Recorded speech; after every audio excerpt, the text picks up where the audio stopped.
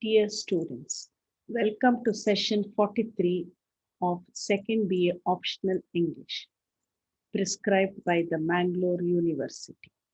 This is Sumana Rajendra, Associate Professor of English, Purna Prashna College, Udupi. In today's session, I will be dealing with the topic, my first acquaintance with poets. Let us now look at the introduction to this essay. This essay was first published in the Liberal in 1823. It was later on included in the Literary Remains and the Winterslow volume. This essay gives us a detailed account of Hazlitt's first meeting with Coleridge and Wordsworth in 1798. We also gather useful information about Hazlitt's father through this essay. Now, in this essay, we learn about the personality of Coleridge. It was Hazlitt who first met Coleridge, and on meeting him, he got to know Coleridge from very close quarters. There is a description of Coleridge's physical features in this essay. According to Hazlitt, Coleridge was gifted with a silver tongue. Coleridge is supposed to have been a mighty talker. Hazlitt explains how Coleridge could talk on a variety of subjects. According to Hazlitt, Coleridge was an ideal philosopher and a poet. Now, in this essay, Hazlitt wishes to share with us the influence of Coleridge on his life and how Hazlitt got impressed by Coleridge. Hazlitt discovered a very congenial and sympathetic spirit in Coleridge. For Hazlitt, Coleridge was his ideal poet and philosopher. In fact, Hazlitt goes to the extent of saying that the meeting with Coleridge opened a new chapter in Hazlitt's life.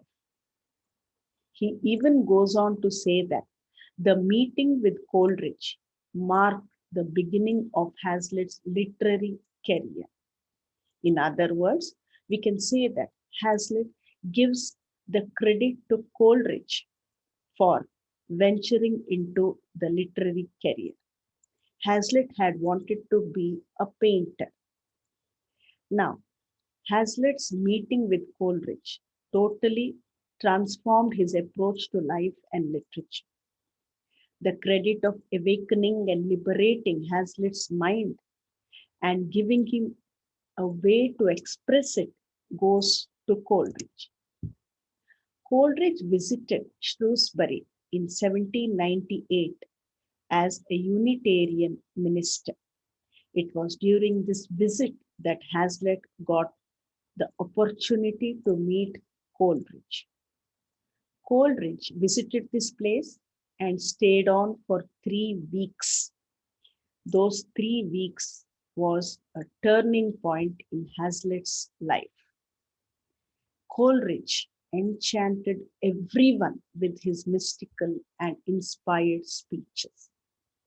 It is said that Coleridge could speak on any topic under the sun.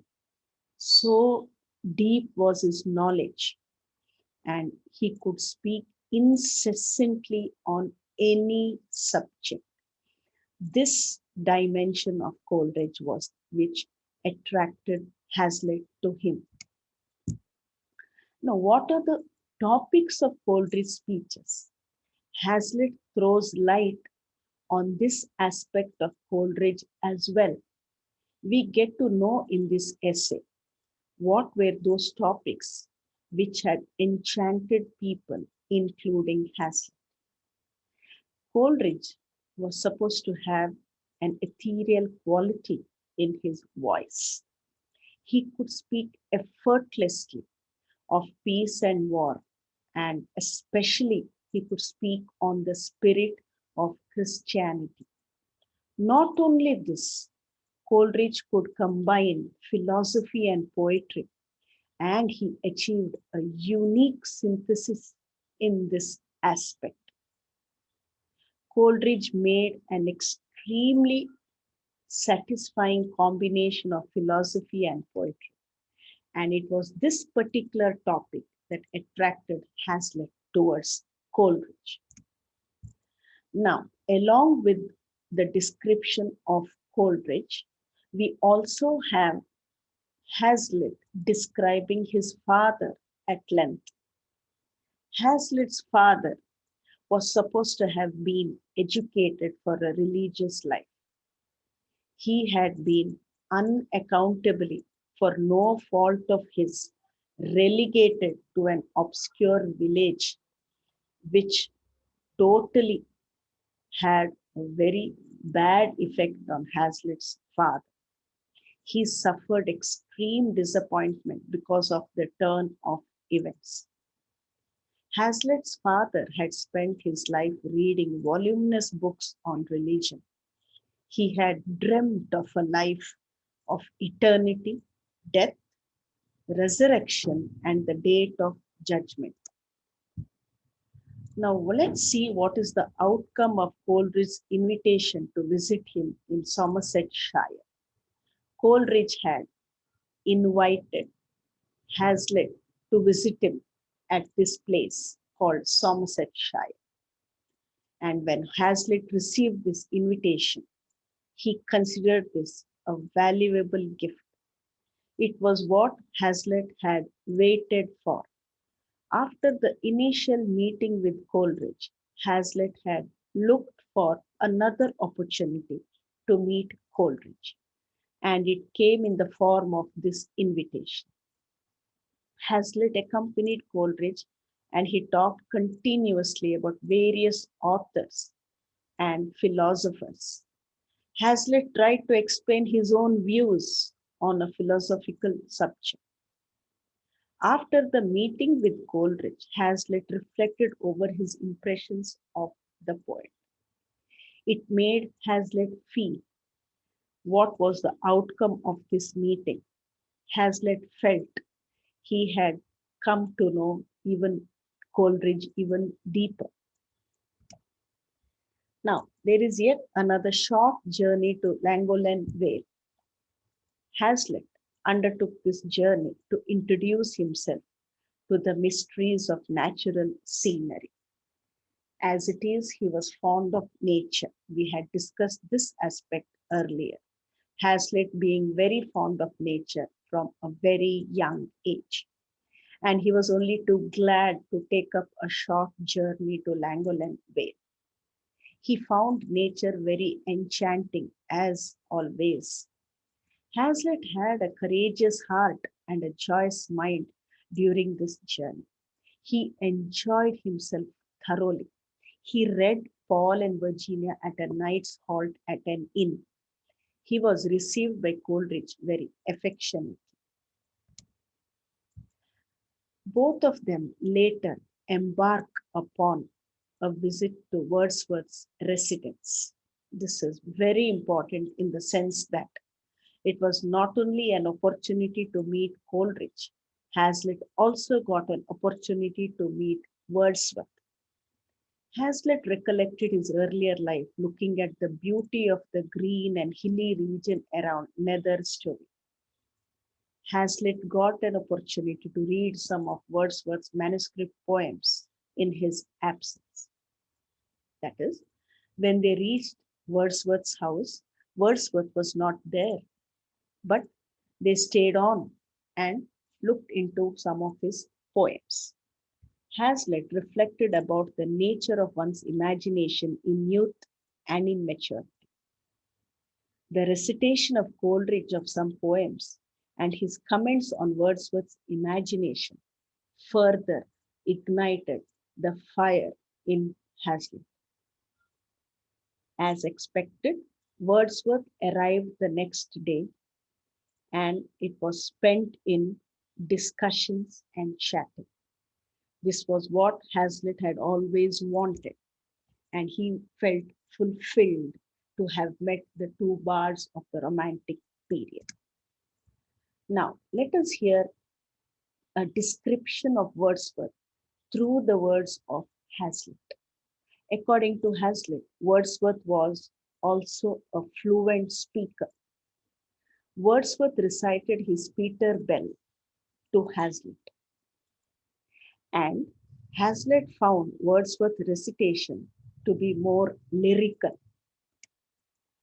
The apparent contrast between Wordsworth and Coleridge, as perceived by Hazlitt, is worth knowing. Both the poets used recitation to conceal some weaknesses in their poems. That is what Hazlitt found out. While Coleridge's reaction was a little dramatic to the poems, that is, his recitation was a little dramatic, Wordsworth's recitation, on the other hand, was more lyrical. Coleridge was more animated and varied, and Hazlitt found Wordsworth's more sustained and balanced. Now, what about the stay of Hazlitt at Nether Story? Hazlitt spent 3 weeks at this place. The stay passed in recitations and delightful chats. They were later joined by John Chester, a silent and admiring friend of Coleridge. Later, they rejoined at Bristol after some time. After that, Hazlitt saw no more of them for the next 2 years. Now, let us go into the questions related to this session. According to Hazlitt, who was that who was gifted with a silver tongue? Was it Wordsworth? Was it Coleridge? Was it William Hazlitt or someone else? Let's see. It was, of course, Coleridge. Now, who was educated for a religious life? Surprisingly, in the course of the essay, we find a mention of a person closely associated with Hazlitt who had been educated for a religious life. Was it Coleridge? Was it Hazlitt? Was it Wordsworth? Was it Hazlitt's father? Of course, the answer is Hazlitt's father. Now, Coleridge arrived at Shrewsbury in which year? It's a very significant year, and we have to know. Was it 1798? Was it 1780? Was it 1774? Or was it 1775? Let us see. It was 1798.